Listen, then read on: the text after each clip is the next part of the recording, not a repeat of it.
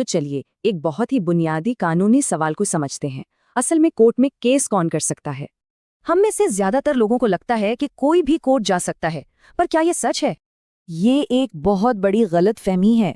सच तो ये है कि हर कोई हर बात पर केस नहीं कर सकता। देखिए, कोर्ट तक पहुंचने की चाबी एक कानूनी कॉन्सेप्ट में है जिसे कहते हैं लोकस स्टैंडाई। आसान भाषा में कहें तो यही तय करता है कि कोर्ट आपका मामला सुनेगी भी या नहीं।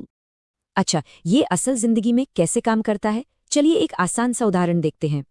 सोचिए, किसी ने आपकी जमीन पर गैर कानूनी कब्जा कर लिया, मतलब आपको सीधा सीधा नुकसान हुआ है। और क्योंकि नुकसान आपका है तो कानून आपको केस करने का अधिकार देता है। आपके पास लोकस स्टैंडी है।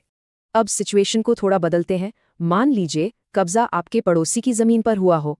अब भले ही आपको ये गलत लगे, पर कानून के हिसाब से आप केस नहीं कर सकते क्योंकि नुकसान आपका नहीं है। तो ये बात एकदम साफ है, सब कुछ इस पर टिका है कि सीधे तौर पर नुकसान किसका हुआ। लेकिन हर नियम की तरह इस नियम का भी एक बहुत बड़ा और जरूरी एक्सेप्शन है। और ये एक्सेप्शन उन मामलों के लिए गेम ही बदल देता है जो पूरे समाज से जुड़े हों। इसे कहते हैं जनहित याचिका, यानी पब्लिक इंटरेस्ट लिटिगेशन, या शॉर्ट में PIL। इसमें कोई भी नागरिक समाज के भले के लिए कोर्ट जा सकता है, सीधा नुकसान होना जरूरी नहीं। ये कॉन्सेप्ट हवा में नहीं बना, इससे कुछ बहुत ही जरूरी अदालती केसों ने शक्ल दी है। 2 केस बहुत जरूरी हैं। SP गुप्ता केस ने इसका दायरा बढ़ाया और जनता दल केस ने इसके गलत इस्तेमाल पर रोक लगा दी। तो इस पूरी चर्चा से 2 बातें निकलकर आती हैं। पहली, नियम, और दूसरी, उसका अपवाद।